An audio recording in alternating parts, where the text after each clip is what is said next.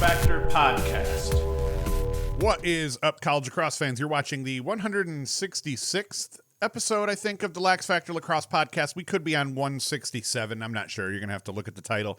But today, we're going to finish off the college lacrosse season before I dive into the PLL. I wrote a whole PLL thing up for every single game, and then as I read through it, I didn't like it. I'm not sure exactly how I want to cover it, but I know I don't want to cover the PLL the exact same way I do as college lacrosse. So we'll get to that next week, but let's finish off the college lacrosse season. We have two things to talk about this year. We're going to talk about the new coaching staff changes at Syracuse and the announcement of Petro now as what the defensive coordinator for that team, which is crazy. And then I want to go in and I want to do my season-ending NCAA Division I Lacrosse Awards, LaxFactor, NCAA Lacrosse, all whatever. We'll call it something here by the time I get to it, but that's what we're going to do today. Before I get into that, as always, be sure to like, subscribe, hit the notification bell, and you can also go to LaxFactor.com, watch our stuff there, listen to our stuff there, and you can also purchase swag there, hats, coffee mugs, shirts, whatever. So let's get into this here. The new news here for all of us Syracuse fans, as I know you guys all want to hear me talk about, at least the Syracuse fans do, is Petro. Dave Pietramala being named the defensive coordinator for the Syracuse men's lacrosse team, which is crazy. I know a lot of Syracuse alum just want to see him wear orange. They just want to see him put on an orange hat and rocking the orange shirt, navy blue with orange, whatever. Syracuse fans just want to see Petro wearing various shades of the team colors because it'll be hilarious. Famously here, Petro, longtime Hopkins coach, best defensive player to ever play the game. Now he's coupled with the best offensive player and potentially the best player to ever play the game in Gary Gait. So we have the two. If you pooled the lacrosse world at large, would end up telling you that these are the two best players to ever play the college lacrosse game is what I firmly believe. Definitely Petro as being the best defensive player. And if you started polling guys that are a little bit too young, they may not put Gait in as the best college lacrosse player of all time, but you start including the generation of, let's say, 30 and up, 35 and ups, those guys are all pretty much going to give Gait that nod. Partly because he was the first to do it and was the first to revolutionize the offensive game in lacrosse, but also because he did it at every level. He dominated the college level. I think he was a 5-time consecutive NLL Player of the Year. He won championships in the MLL. He did it everywhere. He won championships everywhere he went. He won 2 or 3 at Syracuse. He won a bunch in the NLL and a bunch in the MLL as well. So the guy is just a winner. And then in terms of just a coach, he won at Maryland. He's won at Syracuse. So they just put two of the biggest names in the sport together here on this coaching staff, and it's crazy. Also, March is going to stay on as the offensive coordinator, as I had reported and others had hinted at. So that is a thing as well. Now, for Hopkins, you figure this dude had 207 wins at Hopkins, Petro did, in his 20-plus. And then he had 20-plus at Cornell as well. And that's an interesting note, is Hopkins' last 2 head coaches both were robbed from Cornell. Petro was at Cornell and was hired away from there after, I think, 3 seasons, 20 wins, 3 seasons, and he ended up at Hopkins. Petro has mentored 100 All-Americans, won national championships in 2005 and 2007, and like Desko at Syracuse, he was being chirped relentlessly ever since that final national championship, as Hopkins did not get back to the title game and win again. He's been chirped. He was chirped nonstop by alum and Hopkins fans. So coming into this situation, replacing Desko, who was the guy he coached against for so many years, that was also being chirped. That's interesting. To say the least. I got my old laptop here. This is my old Origin PC. This is my work laptop. This thing is a hunk of meat here, but it keeps going to sleep on me.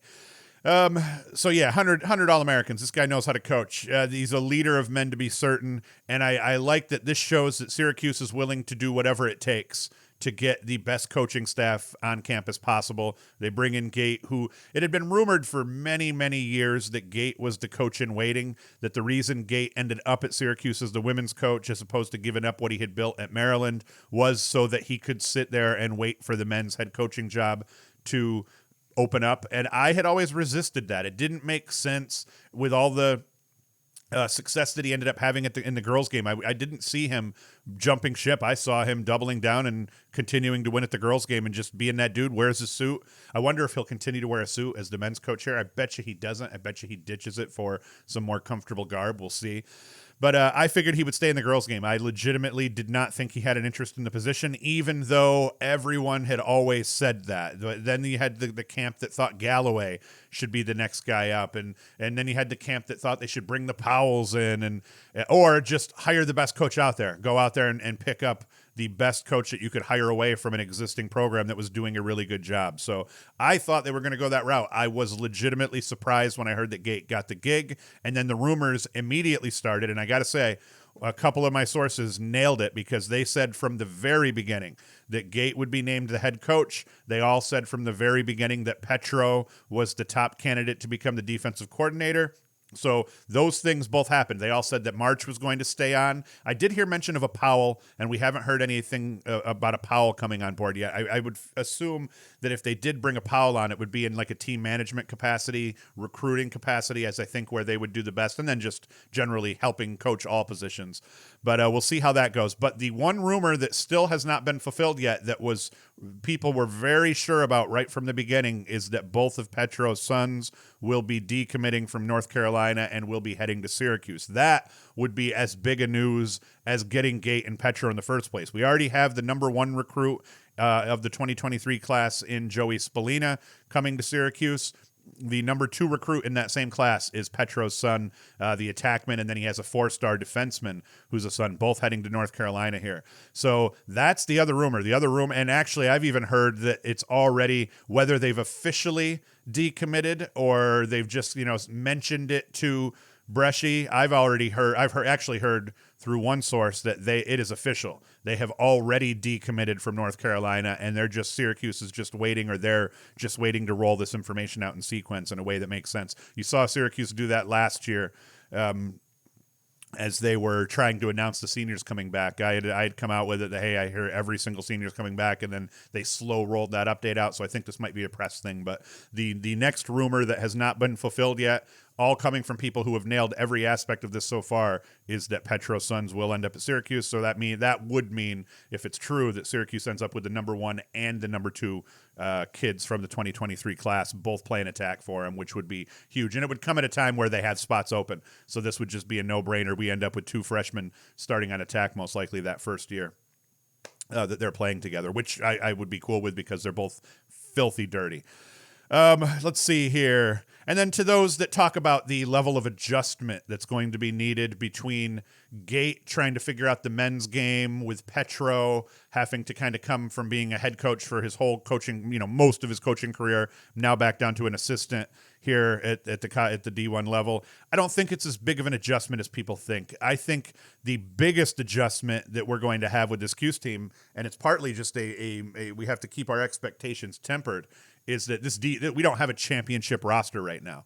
We're losing some key components, especially defensively. We already didn't have a very good defensive lacrosse team last year. It wasn't the system. I think that largely it was the personnel overall just didn't gel, and I don't think we had the real, that one or two true lockdown defenders that you end up having to have at this level for your defense to really compete, especially in the ACC.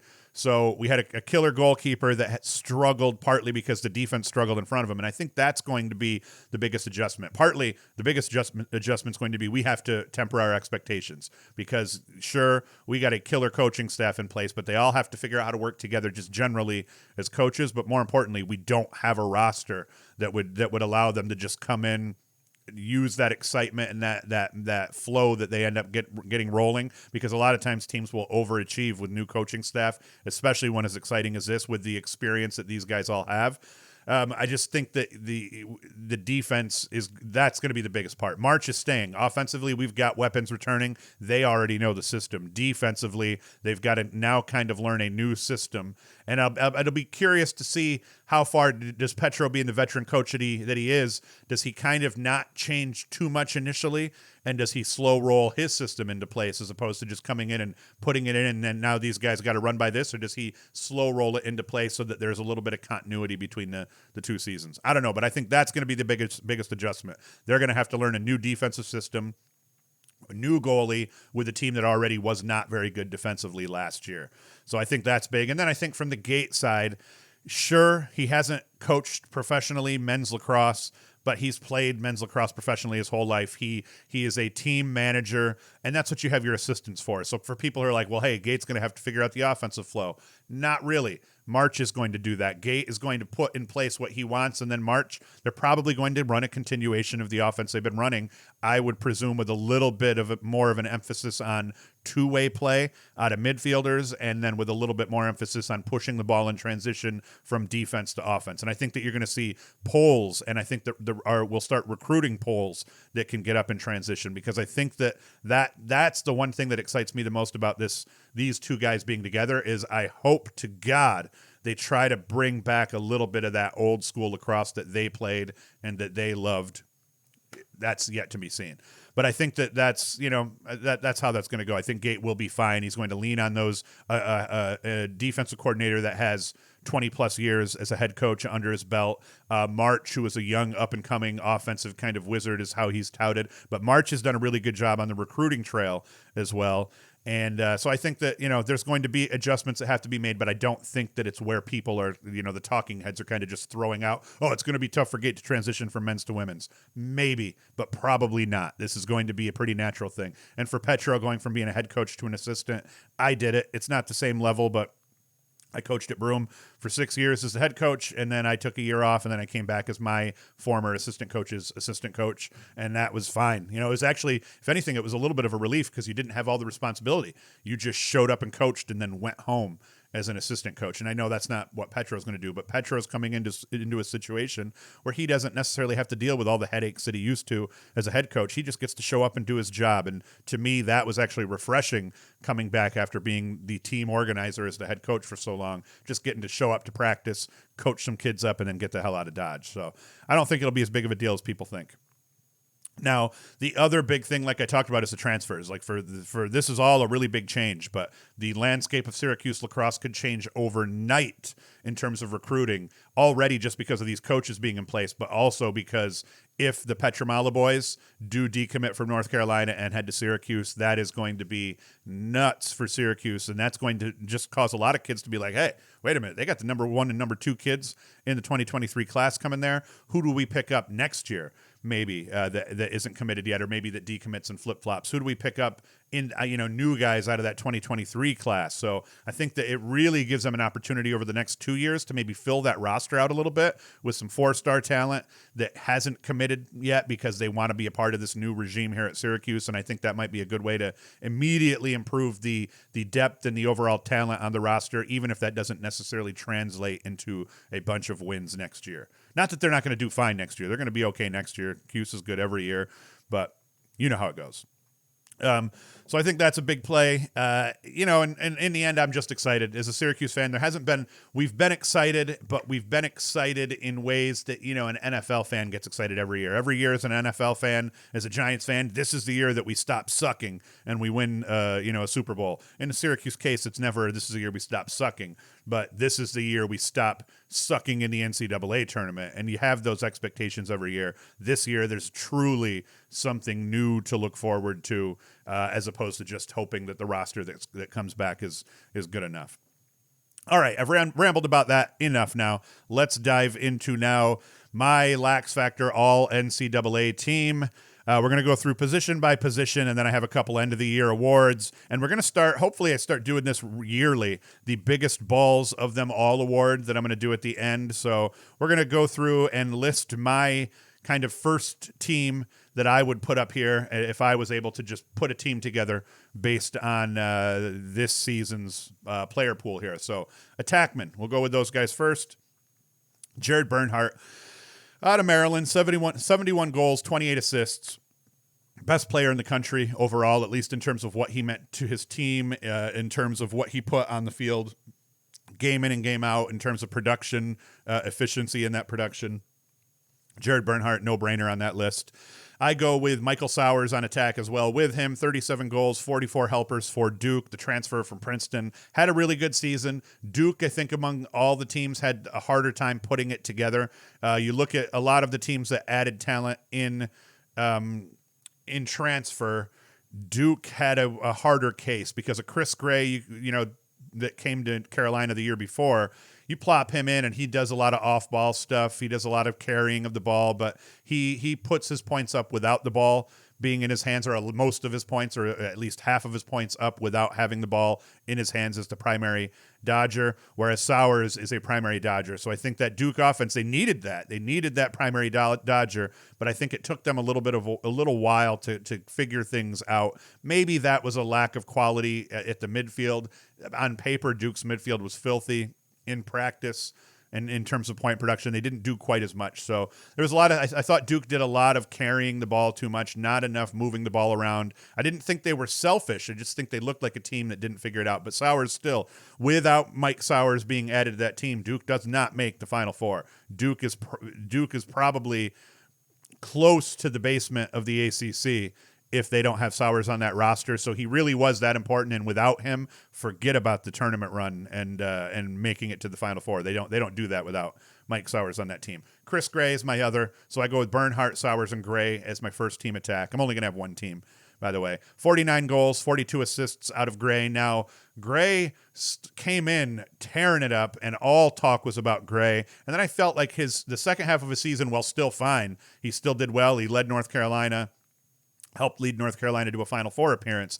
I felt like he was much quieter in the second half of the season versus that first half. And it could have been quality of opponents, but he tore up the ACC initially in some of those games early as well. I think a lot of it was teams just figuring out a little bit more as the season went on what to do to limit North Carolina to a degree and to just limit Gray's chances. And I think they did a decent job of keeping him a little more bottled up than he was earlier in the year, because he was running roughshod all over everybody earlier in the year. But either way, still one of the best players in the country. Certainly, I think those three, it's a no-brainer. They are the three best attackmen in the country. You can make arguments for the guys that fill in right behind them, but those are the three best attackmen for sure. Now, the midfielders were a little bit tougher just because there's a lot of deserving guys and point production plays, but it doesn't always play. So I had a problem with my third spot, and I'll talk about it when I get there. But my first midfielder that I picked was a no-brainer to me, Jungle Jack Hanna out of Denver. 37 goals, 10 helpers. Struggled shooting. What I like about Hanna is he's able to get shots off. He's dominant in terms of being a Dodger.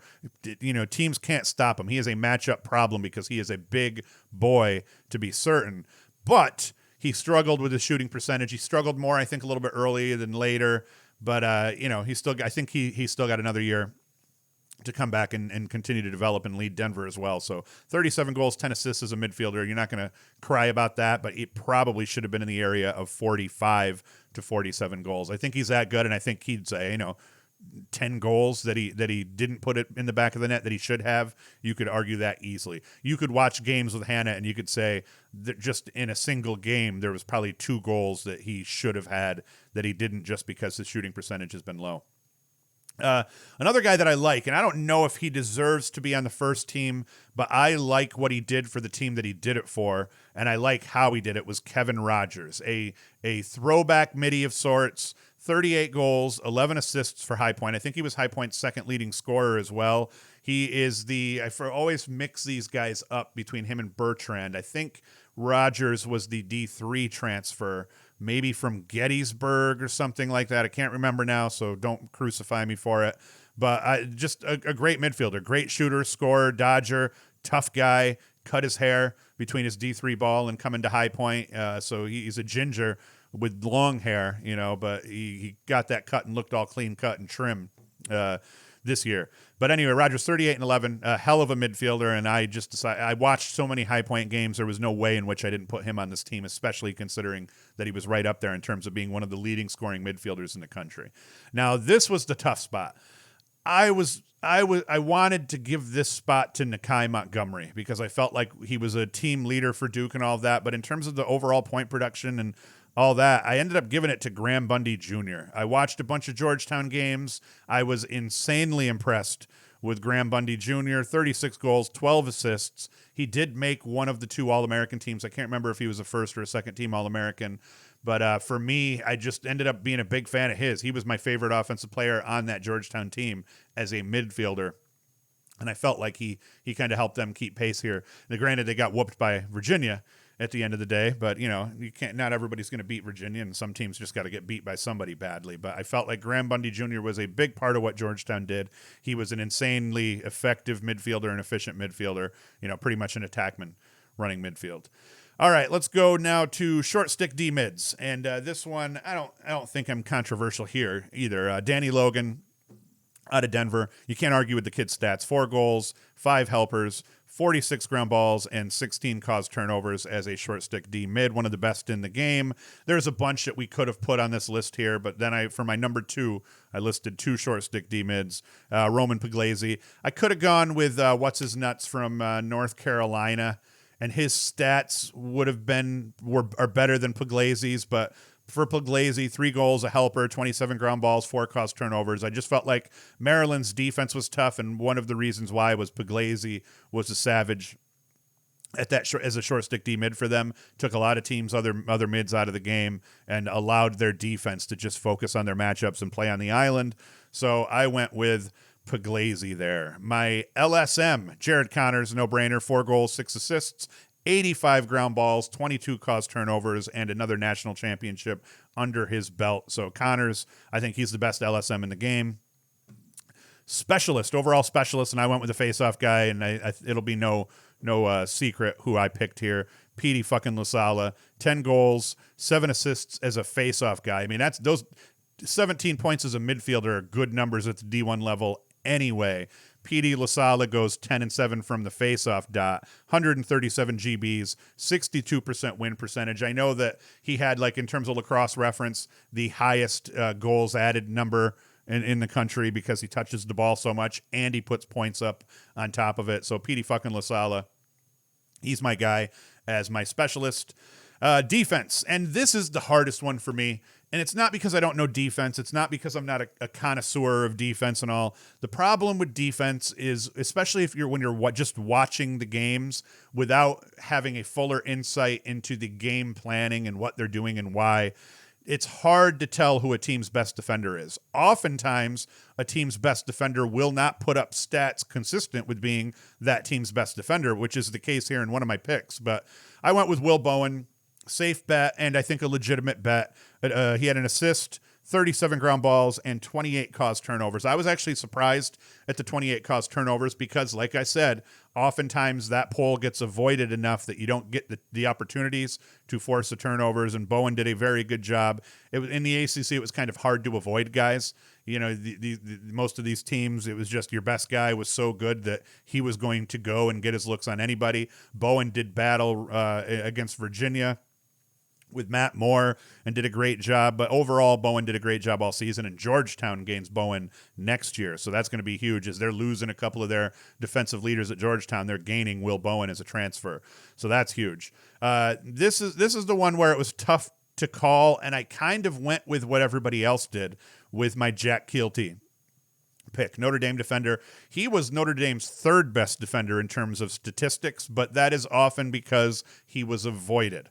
He only had an assist, 16 ground balls, and 6 caused turnovers. Both Thornton and Arden Cohen, had much better statistics than Keelty, but the fact that Keelty, I do know that Keelty got avoided. I do know that the guy who Keelty guarded was quiet. The guy that Keelty guarded didn't touch the ball anywhere near his normal average. That partly factors into my decision, and just seeing him play. The eye test, he passes that as well. So I kind of went with the voting coaches in that case with Keelty and the media poll. And I'm not sure how I feel about it because he statistically was not the best defender on his team, was the 3rd best defender on his team. But in terms of quality, you know, you got to make the argument for the guy. And then I went with JT Giles Harris. And once again, I don't think JT Giles Harris, he wasn't even the best cover guy on his team. Bauer. He was the best cover guy in the Duke team. But JT Giles Harris, just overall, an assist, 34 ground balls, 19 caused turnovers, would get the ball started in transition a lot more than his points would indicate with just having that single assist. So JT Giles Harris is my 3rd defender there. And none of these are in any particular order. I'm just throwing guys out as they came to my head and as I wrote them down. My goalie, and this one may be surprising to some, not to others. I went with Colin Kirst. A lot of people went with what's his nuts from Georgetown, not McElroy. I want to call him McElroy, but They went with the Georgetown kid. I go with Kurse. 57% save percentage for Rutgers. I think he was the biggest reason Rutgers had a huge season this year. You can make the argument, yeah, offensively they were great, blah, blah, blah, and that is true. But what Colin Kirst did in Cage is what allowed them to keep a little bit of pace with Maryland, and it's what allowed them to do what they did in terms of getting that first-round win. Colin Kirst had a hell of a season. I did not expect him to even be their starting goaltender because coming into this year, he didn't have starting experience at Lehigh, at least not as far as I know.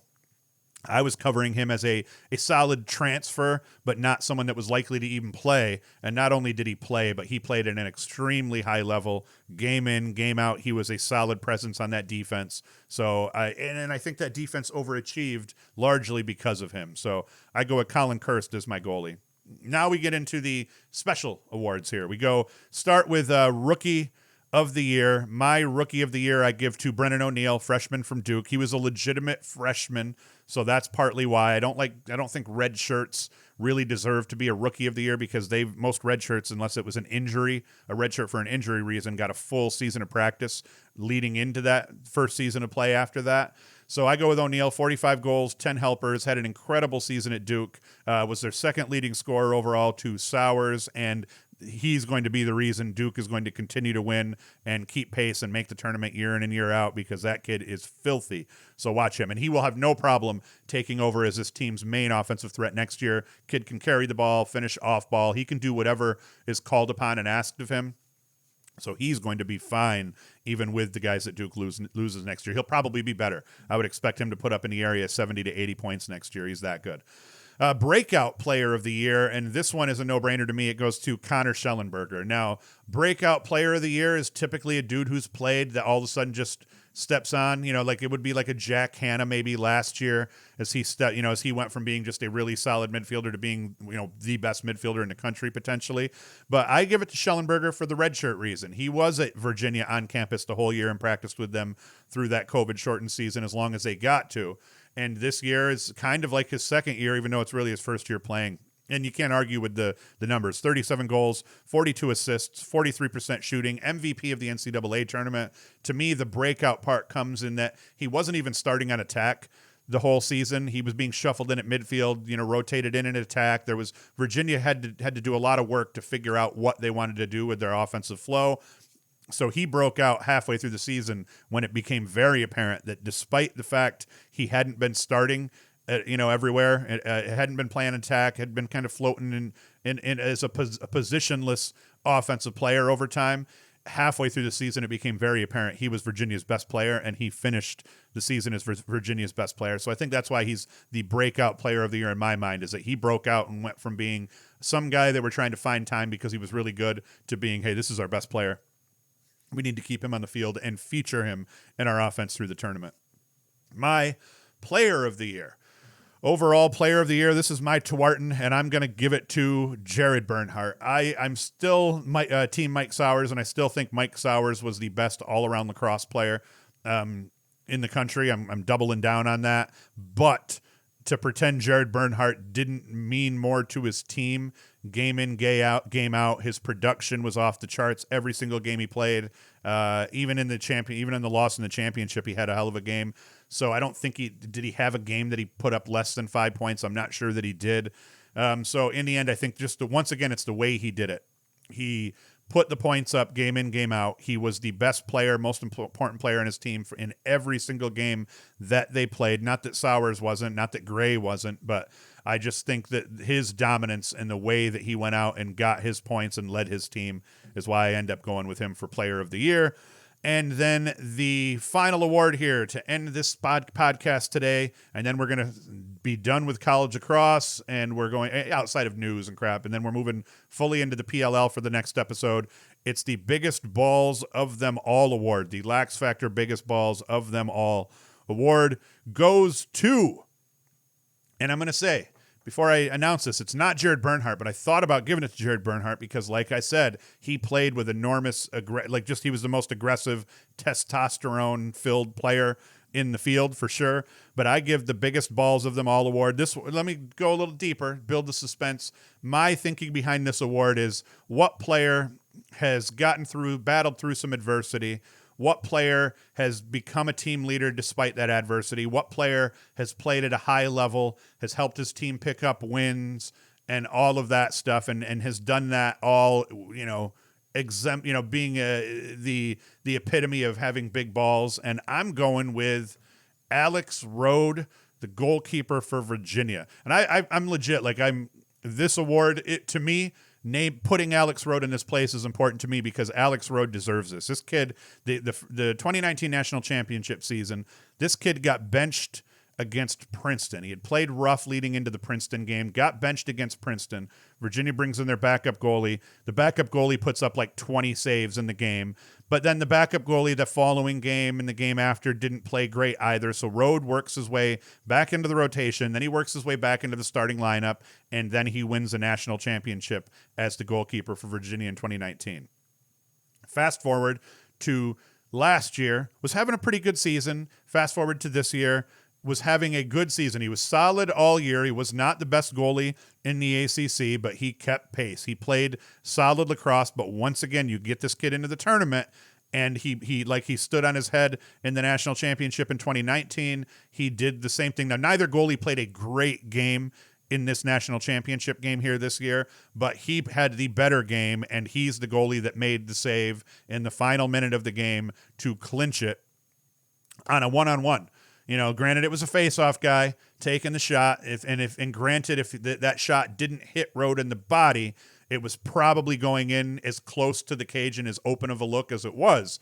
But Rode was in the right position. He made the save. His team wins the national championship. And it's just all right, this goalkeeper now has 2 national championships after getting benched partway through the 2019 season. I mean, to me, he's battled through adversity. He's continued to lead his team despite that. He became the unequivocal leader of that defense this year, and then they end up winning another national championship with him making the game-saving save at the end. So the LaxFactor Biggest Balls of Them All award goes to Alex Rode. Congrats to him on another national championship, and hopefully that doesn't happen again, and Syracuse will beat his ass next year and beat them in the tournament and all that crap. But hey, Alex Rode is a pimp of a goalie. Congrats to him. Congrats to Virginia. Congrats to Tiffany. Coach of the year for me. I don't even do coach of the year because to me, the coach of the year every year should be the guy that wins the national championship. If to me, as a coach, you want to win the national championship, and as a coach, you're cool with seeing the guy who wins the national championship get coach of the year every year. So it goes to Tiffany here in my mind if I were to do a coach of the year, but I'm not going to. That's what the national championship is for.